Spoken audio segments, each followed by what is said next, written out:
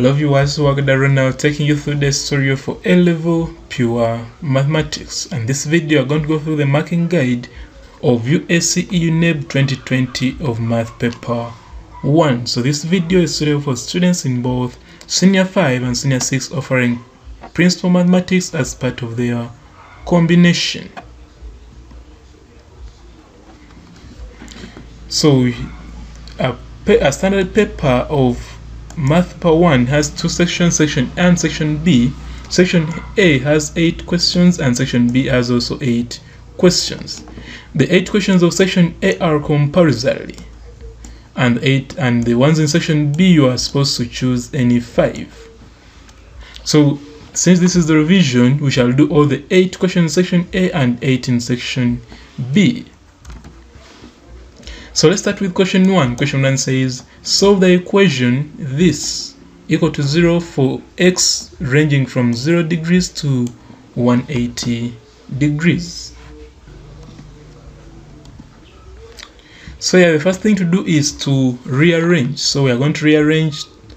Why do we rearrange it? It's because if you look at this expression, we are going to use factor formula. But factor formula, if I say this plus this divided by 2, I will not be able to get this angle here. So I have to rearrange so that when I add and divide by 2, any 2 pairs, any 2, I'll come up with the other angle, the third angle.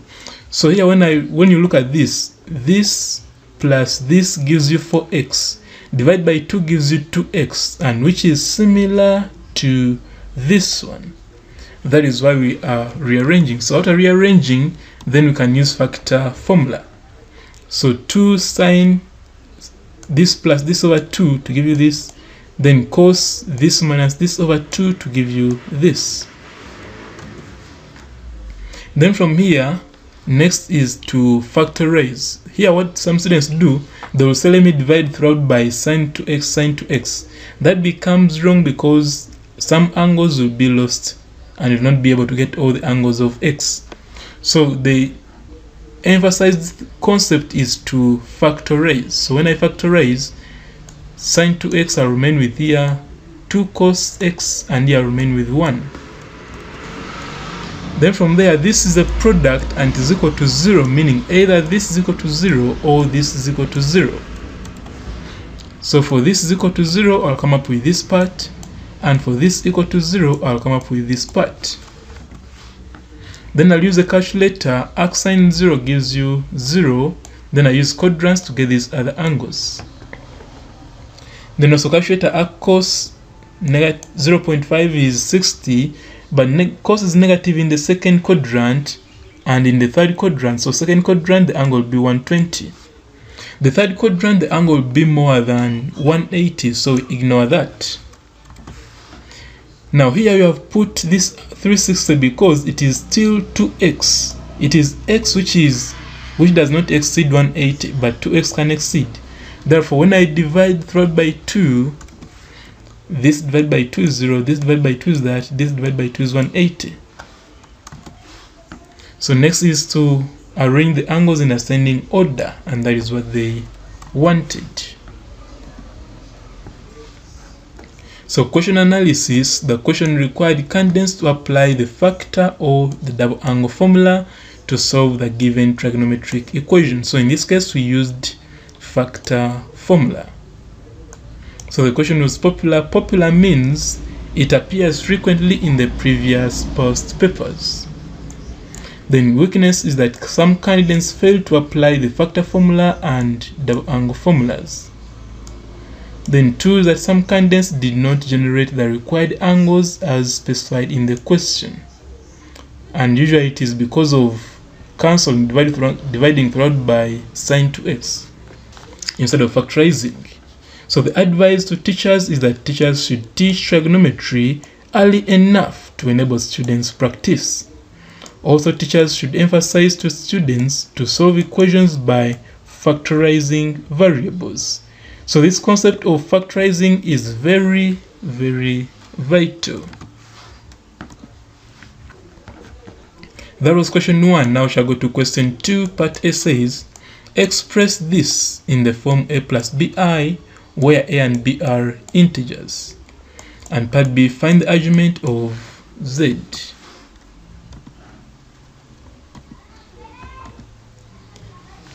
So first is realization or rationalization, whereby the sign of the whereby you get the conjugate of the denominator, multiply up and down by the conjugate of the denominator.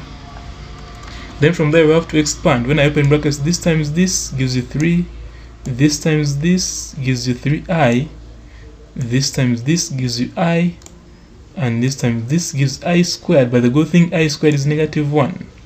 Then difference of two squares gives you 1 minus -1, which is 1 plus 1, or 1 minus I squared, which is 1 plus 1.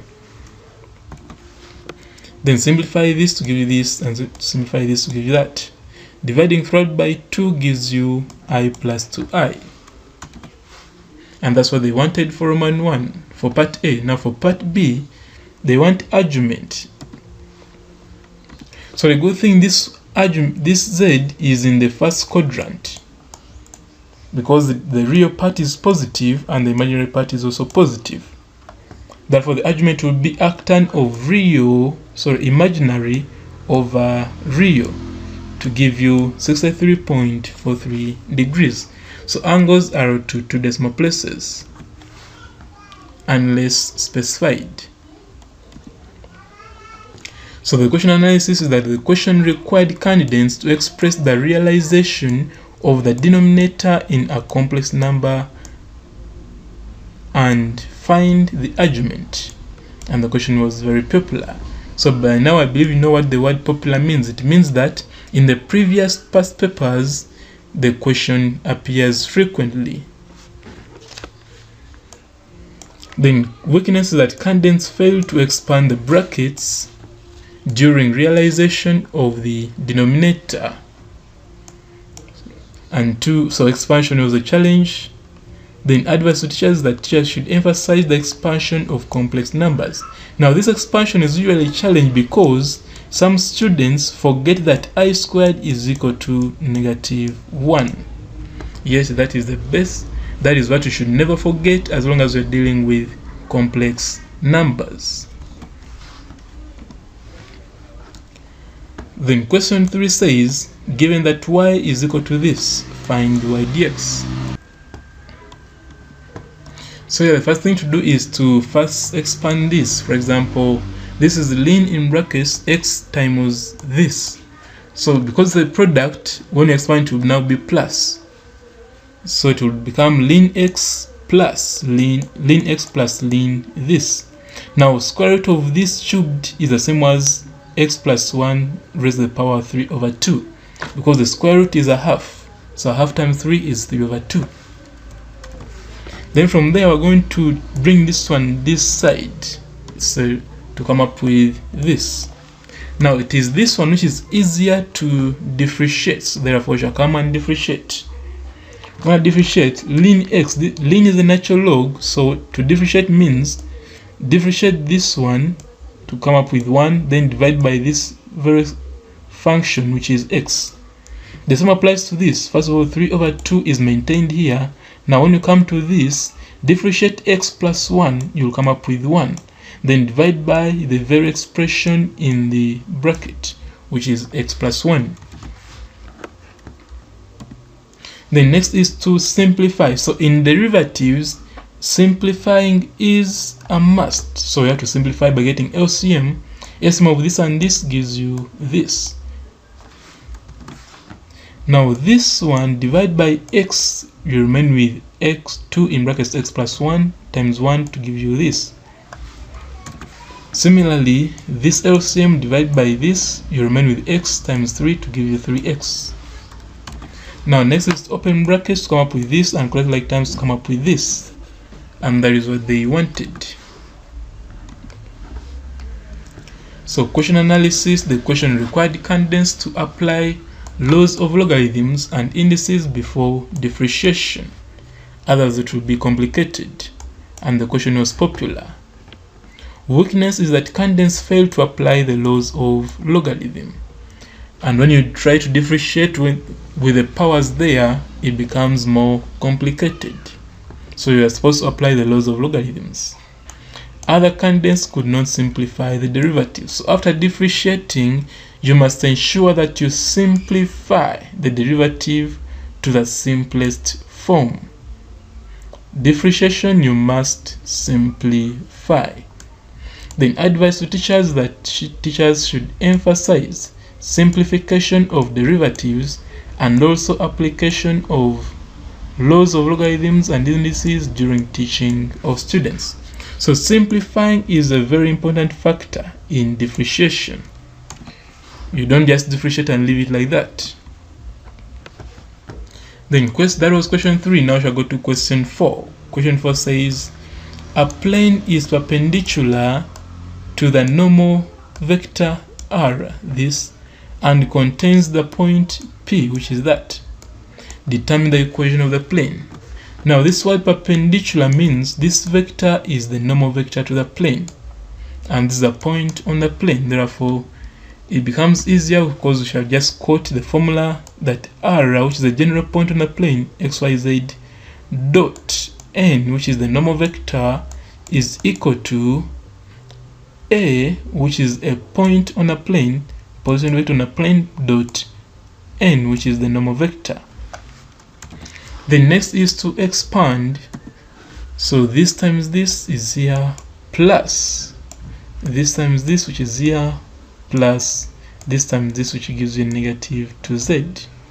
Then this side, this times this gives you negative 2, plus this times this, which gives you 0, plus this times this, which gives you negative 8.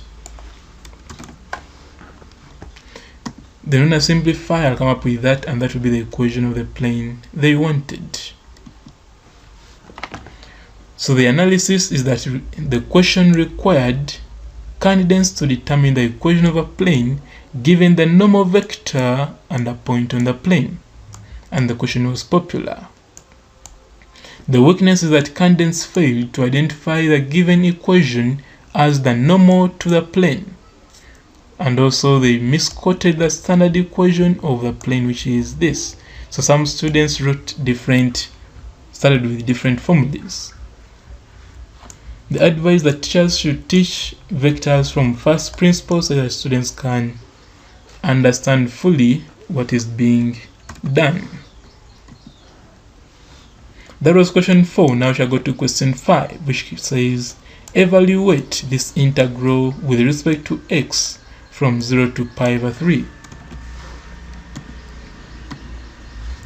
So this is a quadratic trigonometric function with an even power. So one thing to remember is that tan squared half x is equal to sec squared half x minus 1. This is an identity. The next is to integrate. So when I integrate sec squared x over 2 will give me 2 tan x over 2. We already saw how to integrate this in the video of further integration. Then when I integrate to 1, I'll come up with x. Next is substitute limits. Where there is x, first put there pi over 3 to come up with this, and where there is x, put there 0 to come up with this. Then from there, 2 is this. Then tan pi over 6 is root 3 over 3. It is a particular angle. Pi over 3 is a particular angle. Then there is this pi over 6 is a particular angle, and tan pi over 6 is root 3 over 3. Then there is this pi over 3. So here the denominator is the same, so we can get LCM to come up with that. And that's what they wanted. So analysis is that the question required candidates to integrate a definite trigonometrical function with an even power. The equation was not popular.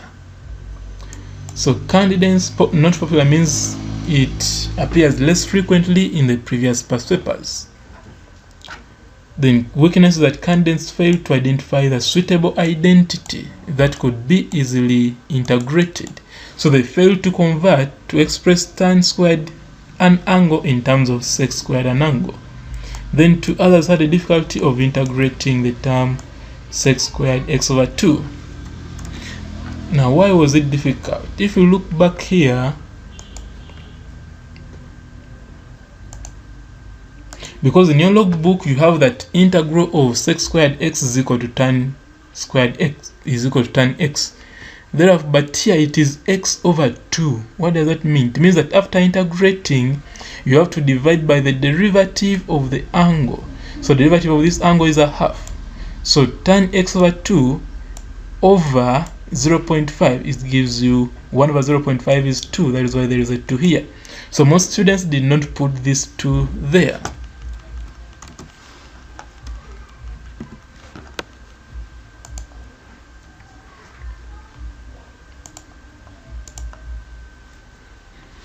Then advice to teachers is that teachers should guide students in identifying the trigonometrical identities used to form easier functions for integration. So that was question 5. Now we shall go to question 6. Question 6 says, in how many ways can the letters of the word Bundesliga be arranged if part A, there is no restriction, part B, the vowels must be together? So when there's no restriction, your work is to count 1, 2, 3, 4, 5, 6, 7, 8, 9, 10. So there are 10 letters and with no repetition. No letters are similar, therefore we shall just say that number of ways is 10 factorial. Then use a calculator to get the required number of ways.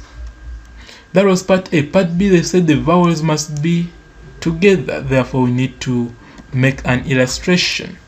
What we do, we shall first eliminate the vowels. 1, 2, that is U, E, I, A. So those 4 are vowels. So remove them and put them and group them together. Then what remains is B, N, D, S, L, and G. Okay, after that we shall say that the whole of this from here up to here, arranging it will be 7 factorial, because this is 1, 2, 3, 4, 5, 6, 7. So the whole of this is taken as 1, because they should not be separated. But also inside this we can rearrange how many times? 1, 2, 3, 4. So it will be 4 factorial times. Therefore, the total number of ways will be 7 factorial times 4 factorial. Use a calculator. This gives you this, and this gives you that. Then use a calculator to get this as the required number of ways. So analysis is that the question required candidates to use permutations in restricted and unrestricted conditions, and it was a popular question. The weakness is that candidates fail to differentiate between permutations and combinations. So some students struggle to use combinations to get the number of ways, which is not okay. It should be permutations. What is the difference? Permutation, it is used when there is an arrangement. Here, when the arrangement or the order is not of interest. Then advice to teachers. Teachers should expose students to permutations and combinations in senior 5, so to remove that confusion between the two.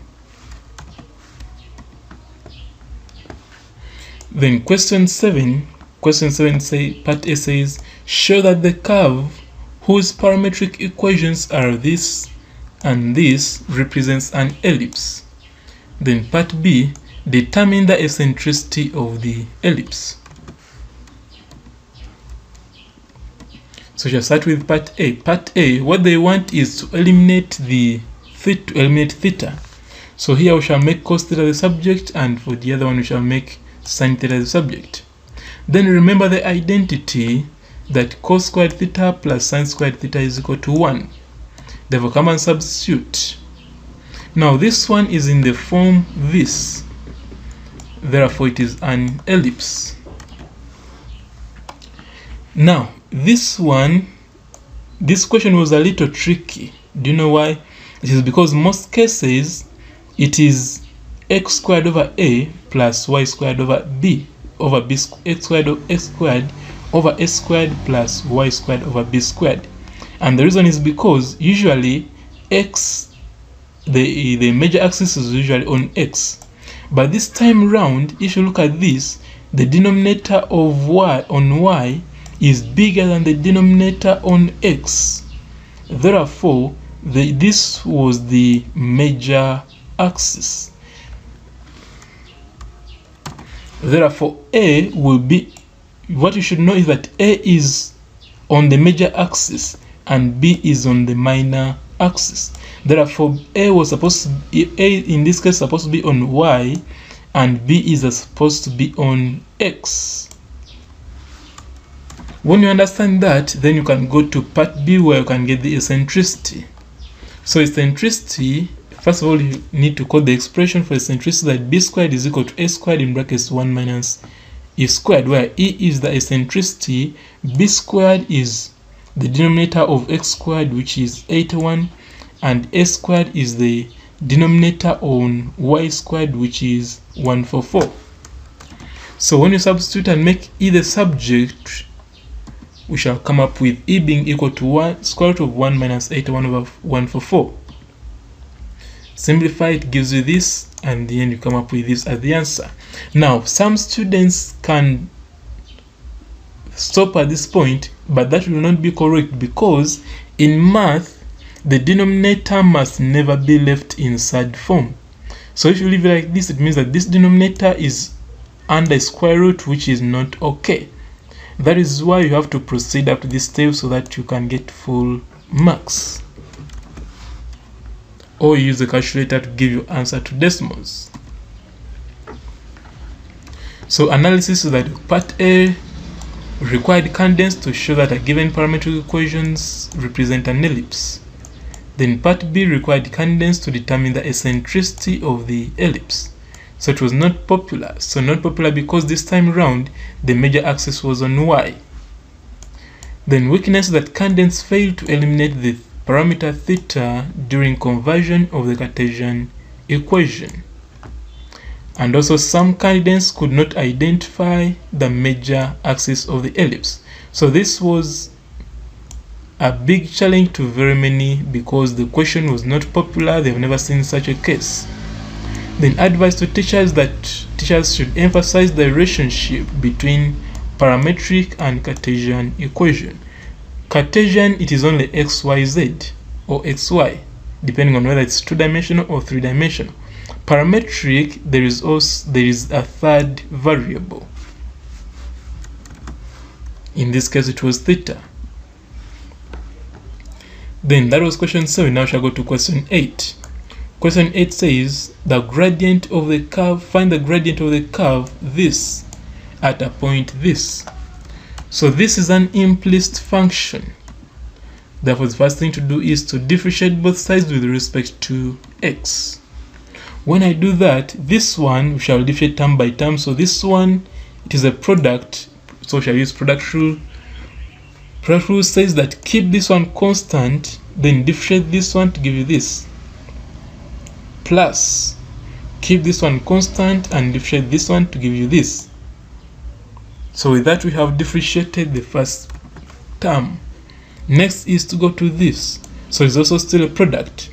So keep this one constant and differentiate this to give you 1. So 1 times y remains y.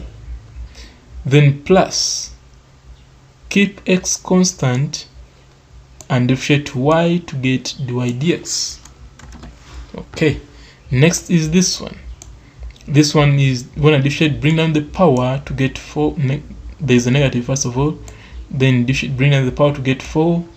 Reduce the power by 1 to get y. But because this y and this dx are different variables, we have to add on dy dx. If you want to know where it comes from chain rule. Then differentiate this one, it gives you 0.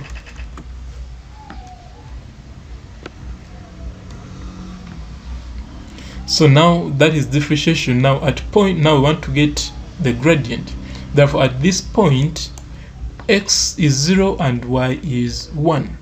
Then when I substitute 0 here, this one becomes 0, this one becomes 0, and this one becomes 0. That's why you see this 0, and this 0. Then when I substitute for y, this one is 1, that's why you see 1 here. This one is 1, that's why you see 4 here. Then simplify to come up with that, make dy dx the subject, and that means that the gradient is negative a quarter, and that is what they wanted. Analysis that the question required candidates to find the gradient of the curve with an implicit function at a given point. The question was popular, and the weakness is that some candidates failed to differentiate the implicit function and the constant. So derivative of implicit functions, you should be keen with them. Then advise that teachers should guide students to handle differentiation of implicit functions accurately because they involve product rule.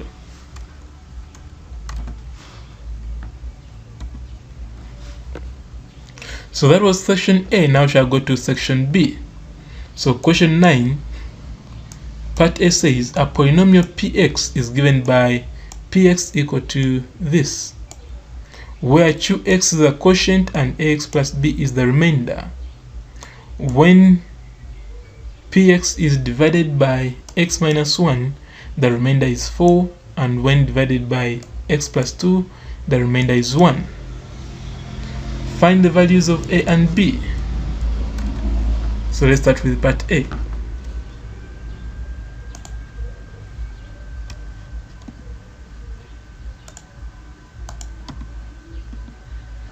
So this is the polynomial she was given, and they say that when divided by x minus 1, it means that x is equal to 1. So where there is x, substitute 1. Now the whole of this will become 0, the whole of this, because when I put 1 here, it becomes 0, meaning the entire thing is 0. That's why you see 0 here. Then when you put 1 here, it will become a plus b. Now equal to 4, because they told us the remainder is 4. And that gives you equation 1. Then when divided by x plus 2, it means x is the negative 2, therefore substitute for x. Still here is negative 2, but here, put negative 2 here, you get 0 in the whole of this. Here we get negative 2a plus b. Now equal to 1 because they told us the remainder is 1. So that gives you equation 2. Now we have 2 equations and 2 unknowns. Next is to solve simultaneously. So when I say equation 1 minus equation 2, I'll come up with this. So this minus this gives you 3a. This minus this cancels. This minus this gives you 3. Therefore a is equal to 1. Then from equation 1, I'll substitute for a and be able to make b the subject. And that is what they wanted. So that was part A. What about part B? Part B says Roman 1, expand this up to the 4th term. Then Roman 2, use the first 2 terms of the expansion to find the value of these corrected 2 significant figures.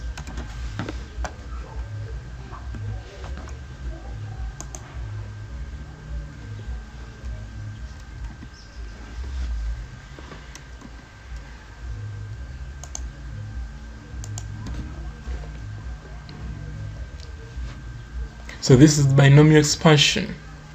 So binomial expansion, how do we expand? First of all, this must be 1 for it to expand easily. So when it is 1, bring that 1 and put it here. That is the first term. Then the second term will be, get this variable, other term, which is this, then also get this power, which is that, and you multiply the 2. That will be the second term. Now here it would have been power 1 and divide by 1 factorial.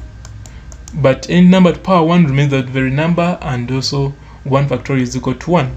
That is why you only see x power 4. Otherwise, the general formula says you power 1 and divide by 1 factorial. Okay, Then the third term, bring this very power, reduce that very power by 1 to come up with this. So negative half minus 1 gives you negative 3 over 2. Then from there, write this very other term, raise the power 2 and divide by 2 factorial. That is the third term. Then fourth term, write these ones here, but add on something, reduce this one by 1 to get negative 5 over 2. Okay, then get this other term, bring it here and raise the power 3 and divide by 3 factorial. Then, so they told us 4 terms, so we shall stop here, but we shall put dots to show that it is still continuing. So binomial expansion is also available on this platform in case you want to know more about it. So next is simplify. This is 1 and the whole of this is that, the whole of this is this, and the whole of this is that. And that's what they wanted in Roman 1. Then for Roman 2,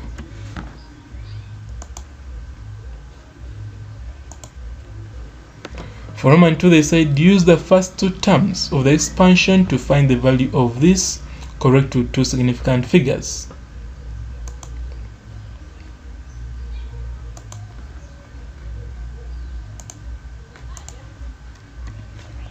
So this one, using indices, it becomes this. Okay, but remember, in our expansion, one term was 1. But here we don't have any 1 anywhere. So what does that mean? It means that we are going to factorize out 144. When I factorize it out, here I remain with 1 and here I remain with this, divide by 144 to give you this. And all those are raised to the power negative a half. Now this negative a half affects both this and this. So this 144 raised to the power negative a half gives you 1 over 12. And this one raised to the power negative a half gives you this here. Now this one alone, leaving alone 1 over 12, but this one alone can be compared with this because we have got a 1 here, meaning x to the power 4 is 1 over 10,000. Therefore, we shall come and say that x is equal to, by comparison, 1 over 10,000. And now that we have got x, we can now use these first 2 terms to get what they want. So we shall come and state that this one is equal to 1 over 12 plus the expansion for this, which is here, but they want only 2 terms. That's why we write only 2 terms. And where there is x power 4, we write this value of x power 4, which is here.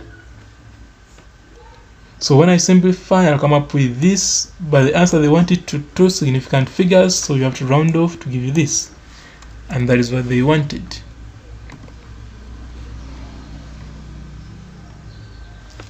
So analysis is that part A required candidates to apply the remainder theorem to find values of unknowns in a given polynomial. Then part B required candidates to expand a given expression and hence obtain the value of a given fraction using the 2 terms of the expansion. Both parts were popular. However, the weakness is that some candidates had difficulty in solving the formed simultaneous equations. That was part A. Then also other candidates failed to apply the binomial theorem to expand the expression and also to identify the suitable value of x and to round off to 2 significant figures. So there are some who failed to know how to expand using binomial theorem because they are used to what we call Pascal's triangle. Then others who expanded, they failed to obtain the suitable value of x. And others who obtained the suitable value of x, they forgot to round off to 2 significant figures.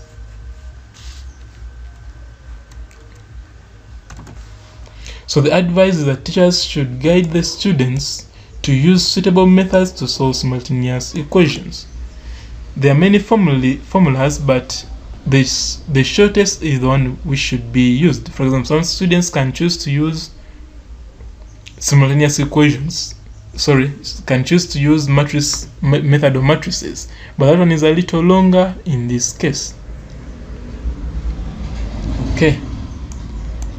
Then another advice that teachers should teach students various methods of expanding expressions with higher powers, because most students are used to Pascal's triangle, like I've said. That was question 9. Now we shall go to question 10. Question 10 says, a circle passes through points these ones. Find the equation of the part A circle and part B tangent to the circle at the point 1, 3. So here we shall start with quoting the general equation of the circle. The next is to use the points to get some equation. We shall need to get 3 equations because these are 3 unknowns. There is this, and there is this. So we need 3 equations, and a good thing we have 3 points. So when I use the first point of 1, 3, x, it means that where there is x I'll put 1, and where there is y I'll put 3 to come up with equation 1. That is the first point. What about the second point? It means that where there is x I'll put 2, where there is y I'll put 2 to come up with equation 2. What about the third point? Third point means where there is x put 5, and where there is y put 7 and come up with equation 3. So we have 3 equations and 3 unknowns. Next is to solve simultaneously. So equation 3 minus equation 1 gives you this. So I can reduce to come up with that, and that will be equation 4. Then equation 1 minus equation 2 gives you this. So in this case I'm eliminating c, reduce to come up with equation 5. Now 4 and 5 I can also solve them simultaneously. So equation 5 minus 2 times equation 4, this should be equation 4, not 2, will give me this. So when I make G the subject, I'll come up with that. Therefore from equation 4 I can substitute for G and make F the subject. Then from equation 1 I can substitute for G and F and make C the subject. Then from there I'll go back to my general equation of a circle and substitute for G, F and C. When I do that, I'll come up with this, and that will be the equation of the circle they wanted.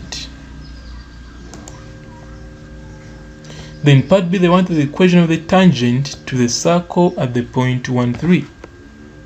So there we have to differentiate using the knowledge of implicit functions.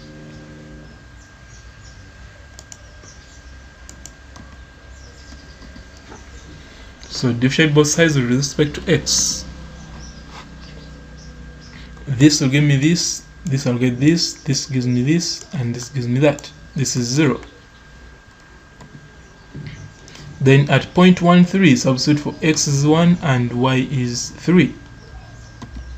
Then simplify, collect like terms, make dy dx the subject. So this will be the gradient of the tangent. Therefore the equation of the tangent will be got by changing y over changing x. Cross multiply and collect like terms, or rearrange. And that will be the equation they wanted. So the analysis is that part A required candidates to find the equation of a circle through the given 3 points. And part B required candidates to obtain the equation of the tangents to the circle at one of the given points. Question was popular. Weakness is that candidates failed to solve the 3 simultaneous equations formed from the general equation of the circle. So we must solving simultaneous equations of 3 variables is common in Alevel.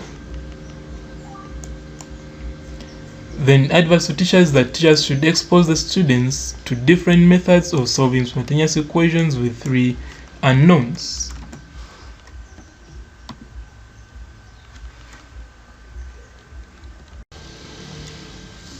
So that was question 10. Now we shall go to question 11.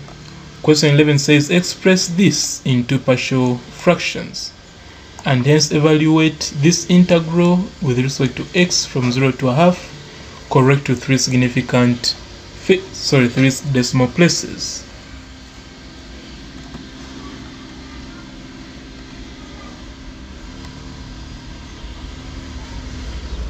So the first is split this one into partial fractions.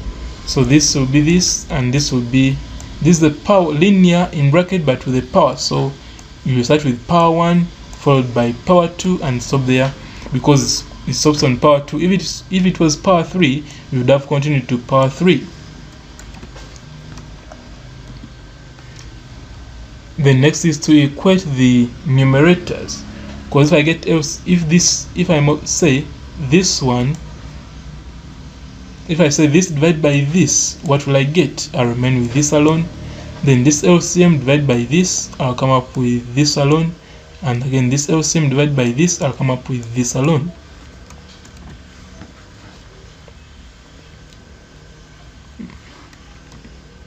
But remember there is an equivalent sign here. So putting x equal to 1. Now these ones, it is you who thinks of any number you want, any value of x you want, but the advice is that they should be smaller so that you can easily manipulate them. So putting x equal to 1, this will be 2, this will be 1, this will be 1. And here, this is 0, this is 0, so I remain with this alone, which gives you this. Therefore, c is equal to 1. Then putting x equal to negative 1, this gives you this, and this one means these two will cancel.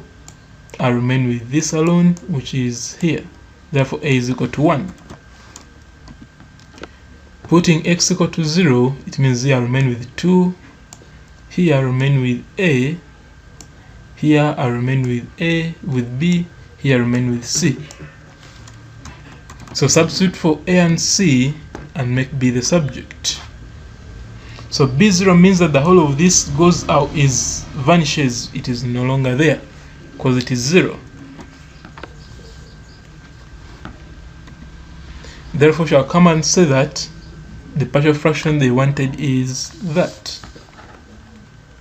The next is to integrate. They also wanted you to integrate. So for the hence part, I will need to integrate. So integrating this expression is the same as integrating this very expression. Therefore, I'll come and say, when I integrate this one, I'll come up with the ln natural log of 1 plus x. When I integrate this one, now this one is a little funny. So this one means that is the reciprocal, meaning the same as 1 minus x in brackets raised to the power negative 2. Okay, now how do you integrate? First is first of all we are going to integrate normally. Increase the power by 1, divide by the new power. So when I increase this negative 2 by 1, I'll come up with negative 1. That is why you see it here. Then divide by the new power, which is negative 1. That's why you see it here. But there is another negative 1. Where is it coming from? It comes from the derivative of the inner bracket. Derivative of this inner bracket is negative 1. That is why you see negative 1 here. So that is how they integrate that. Next is to, when I simplify, I'll come up with this. Next is to substitute limits and use a calculator to get the answer they want to 3 decimal places. So the question analysis that required candidates to express the given function in partial fractions and hence integrate the function. It was a popular question, but the weakness of candidates is that they failed to resolve the given function into partial fractions. So right at the very first step, they couldn't express the given function into partial fractions. Then they also failed to interpret that the constant is equal to 0. So when they got to b equal to 0, they failed to proceed. Then they also failed to integrate this. it was a little trick, I think you saw it. Then they also failed to evaluate the given definite integral using a calculator, and the reason is because it had natural logarithms. Then they also failed to round off to the required decimal places. So those are the challenges students faced. Though some failed to resolve into partial fractions, and those who were able to pass this step of getting b equal to 0, they failed to proceed. And those who were able to pass that step, when they reached here, they got some challenges. And those who were able to pass that step, when they reached here, they got some challenges. And those who passed that step, when they reached here, they got some challenges. So the advice to teachers is that teachers should guide students to manipulate different types of denominators in partial fractions. And they should also emphasize rounding off to the required decimal. Most students don't mind about this number of decimal places they want, but they are vital for you to get the final mark. That was question 11. Now we shall go to question 12. Question 12 part A says, determine the angle between the vectors this and that. So let's first start with part A. So in part A, we shall first quote the dot product. Then we substitute. So P is this, Q is this, magnitude of P, magnitude of Q, cos theta. So theta is the angle they want. Then simplify. This means this times this gives you that, plus this times this gives you that, plus this times this gives you that. Then here simplify this to give you that, then simplify this to give you that. Simplify further. Therefore theta is equal to 90 degrees. That was part A. What about part B? So part B says the vector equations of two lines are this R1 and this R2. Find the coordinates of the point of intersection of the two lines.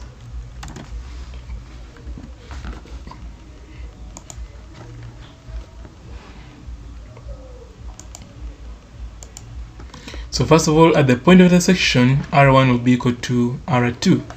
Therefore, I will come and substitute for R1 and equate it to R2. So these are vectors, meaning that I can equate the first line or second line or third line. Any is okay. So if I choose to equate the first and second line, I'll come up with this. This is the first line and this is the second line. Those are two equations, two unknowns. What I'm going to do, I'll substitute for equation 1 into equation 2. That means I'm going to eliminate mu, and I remain with lambda. So next is to look for a way of making lambda the subject, and lambda is -3. So now that I've got lambda, I'll come here and look for where lambda was. Lambda was on R1, so I'll use equation of R1 to get the position vector of the point of intersection. And this will be the position vector, but the question wants coordinate. Therefore, I come and say that the coordinate of the point of intersection is 4, 6, 1. Then question analysis, that part A required candidates to determine the angle between two given vectors. Part B required candidates to obtain the coordinates of the point of intersection of two lines given their vector equations. So the question was very popular. So candidates' weakness, that they failed to apply the dot product to determine the angle between two vectors. Then two, they failed to extract the vector components of the second line. Then 3, that they failed to obtain the coordinates of the point of intersection. So those are the challenges of candidates in that year. And the advice is that teachers should emphasize that the use of dot product leads to a scalar product. What does that mean? It means that if for example we go back here,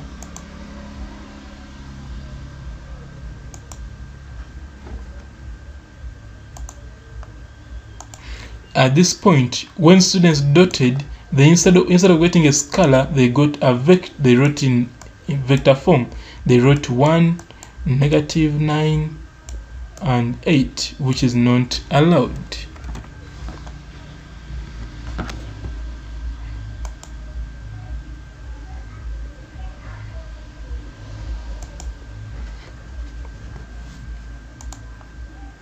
Then two teachers should illustrate equating of corresponding components of two equal vectors. So equality of vectors should be emphasized. That was question 12. Now we shall go to question 13. Question 13 says, express this in the form this where r and alpha are constants, and hence find the maximum value of this and the smallest possible value of theta at which the maximum occurs. So shall first make this one to be equivalent to this, which was given the question. Then after that I'll expand this to give you this using compound angle formula. Then by comparison, sine theta, we have sine theta here, meaning here the remainder will be 8, and this side the remainder will be r cos alpha. Therefore we shall come and have it here, r cos alpha equal to 8. Then for here, cos theta, the remainder this side is 15, and the remainder this side is r sine alpha. So r sine alpha is equal to 15. From there we shall divide the two equations. This r will cancel, here it will give you tan, therefore alpha will be 61.93. Then for r we'll use square root of this squared plus this squared to give you this, which is 17. Now that I've got r and alpha, I can express this in this form using this part, and that will give me 8 sine theta minus 15 cos theta is equivalent to 17 sine in brackets theta minus 61.93. Then the hence part, they said find the maximum value of this and the smallest positive value of theta at which the maximum occurs. Now this one is sine. Sine is maximum. Sine of an angle is maximum at 1. The maximum value of sine of an angle is 1. Therefore, that means that the maximum of this will be 17 times 1. Therefore, we shall come here and say that this maximum is equal to 17 times 1, which is 17.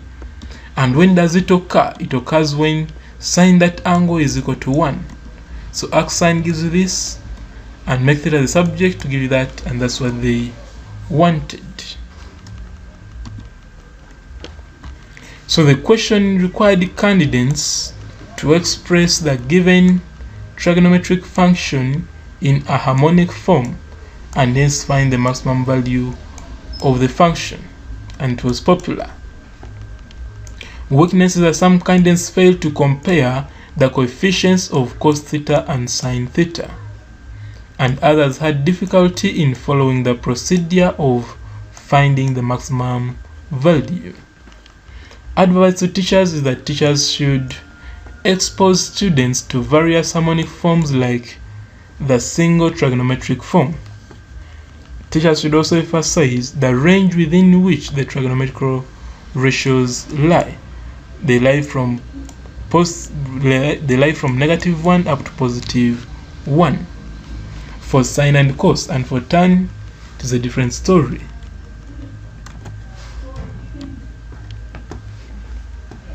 So that was question 13. Now we shall go to question 14. 14 part A says solve these two simultaneous equations. So let's start with part A. So from this equation, make y the subject to give you that, and after that we will get to y and substitute in this second equation to give you this. Now here we have only one unknown, which is x, so we have to simplify. So open brackets. Here I've opened this bracket to get this, and here I've opened this bracket to give you this. Then open the bracket further and collect like terms, then divide throughout by 9. So that is a quadratic. I can either use bulldozer or factorization method. Factorizing gives me that, therefore x is equal to 2 or x is equal to 4. When x is equal to 2, y will be 4. And when x is equal to 4, y will be 2. And that is what they wanted. Then part B says, if alpha and beta are roots of the equation this, find the equation whose roots are this.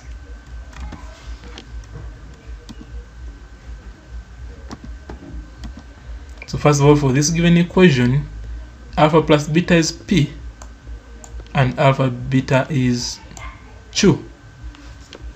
Then for these roots, using this as roots, the product will be good by multiplying this times this, which is that. Now this means that I'll get this one times this to get the numerator, this times this to get the denominator. Then when I expand, I'll come up with this. Then from here, I will factorize -1 in these two terms to give you this. Then I remember that this one is equal to this. Then from there, I remember that sum alpha plus beta is p, and alpha beta is 2. So where there is alpha beta, I'll put 2. Alpha plus beta, I'll put p. Alpha beta, I'll put 2. Alpha beta, put 2.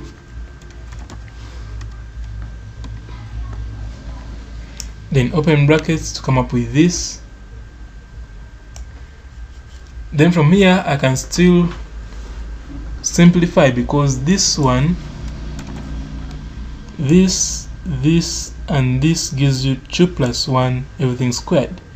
Then minus p squared, which is here. And this is the difference of 2 squares to give me this.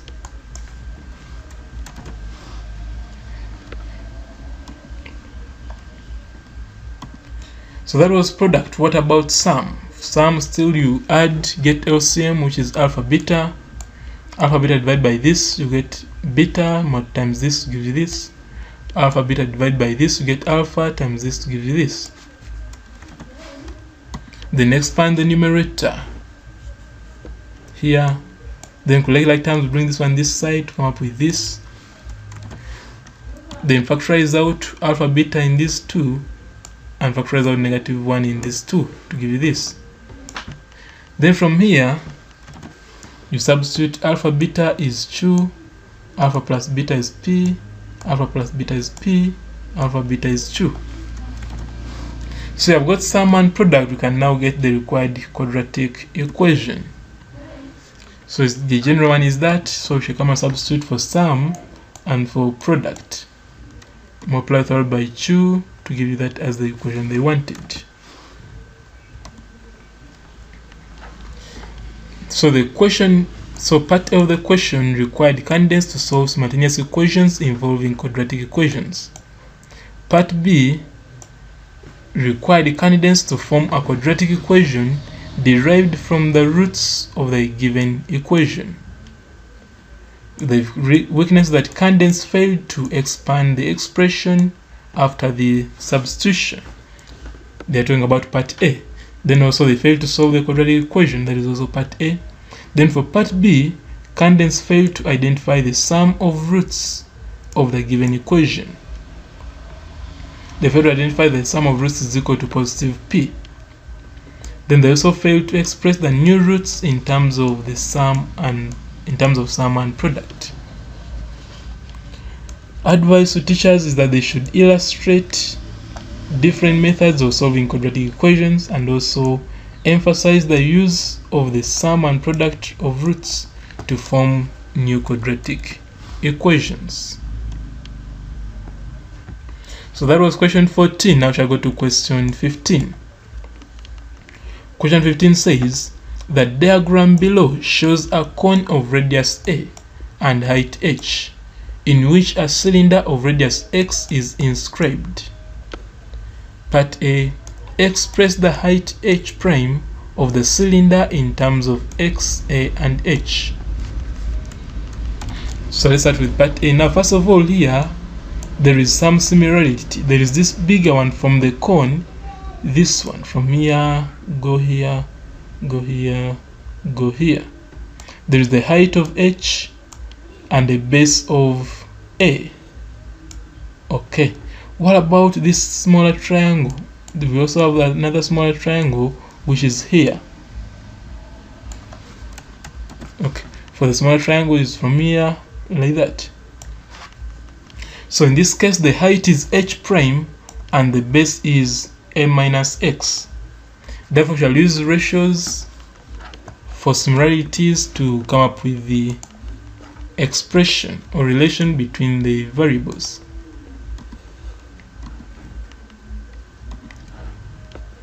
So we shall say h prime over a minus x, that is height divided by base, is equal to height divided by base of the bigger triangle.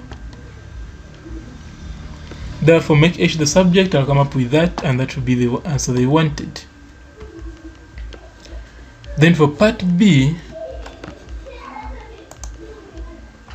they said show that v prime is equal to this, where v prime is the greatest volume of the cylinder that can be inscribed in the given cone of volume v.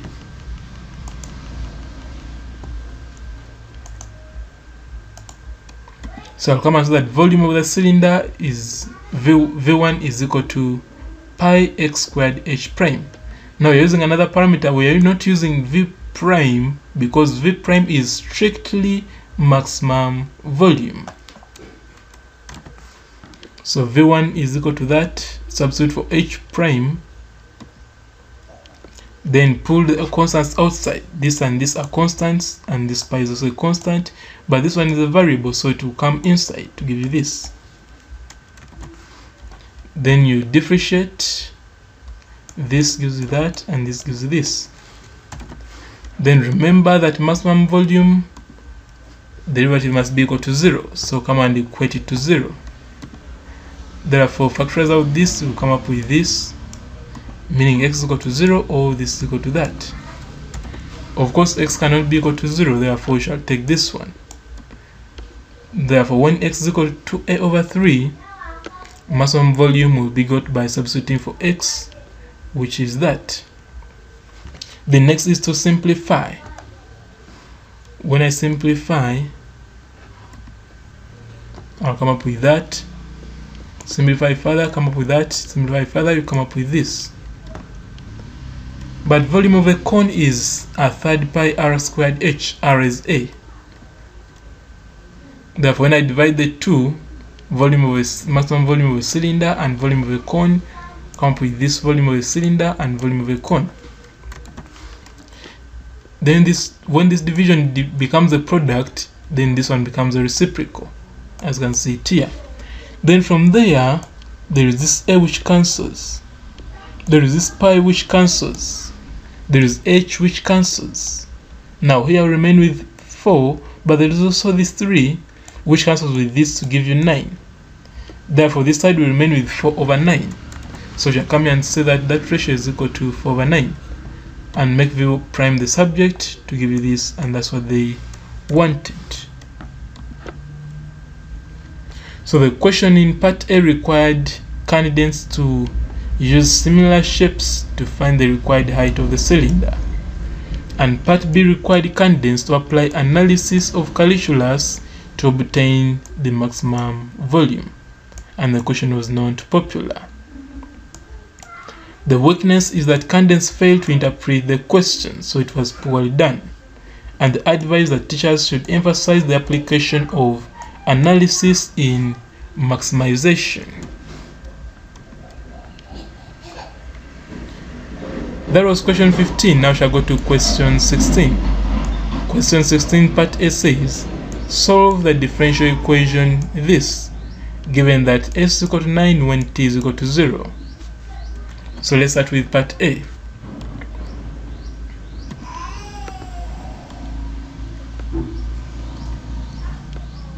So this is what is given. We shall cross multiply and put integrals on both sides. Then we shall integrate. We already covered integration on this platform. So what you should know is that the constant is put on only one side. You can either put it this side or this side, but it should be one constant of integration.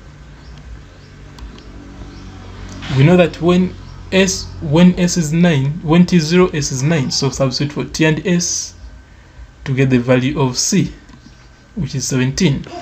Then come and substitute 17 here. That was part A. Now we shall go to part B. Part B, they said find t when s is 16 and also s when t is 2.4. And they want the answers to two significant figures.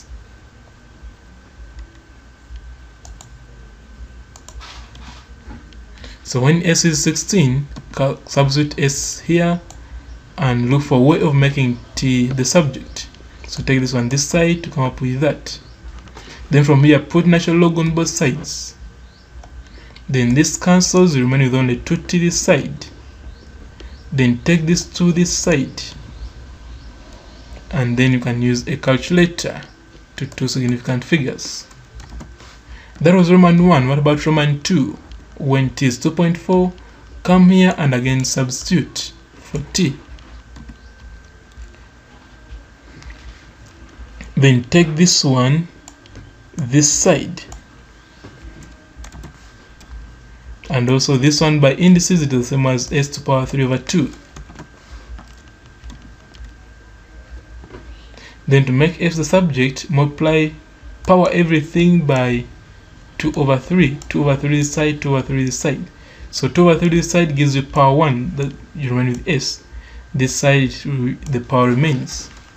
Then use a calculator and round off to the required significant figures.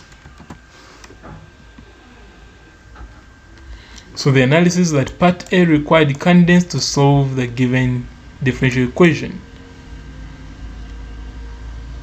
And part B required candidates to obtain values of the unknowns given other values. So the weakness is that candidates failed to separate variables. So they failed to realize that this was a separable dE. 2. Others failed to integrate a function with fractional indices. So those who realize that this is a separable, when they reach to fractional indices, they fail to integrate.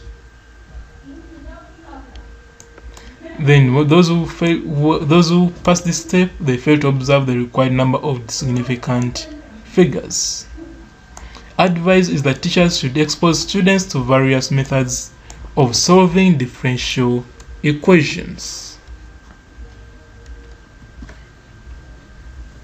So in summary, this is the concluding remarks. What you should remember is that paper 1 comes from these 5 parts, and all these ones are available on this platform. Then these were the well done questions, poorly done, most attempted, least attempted.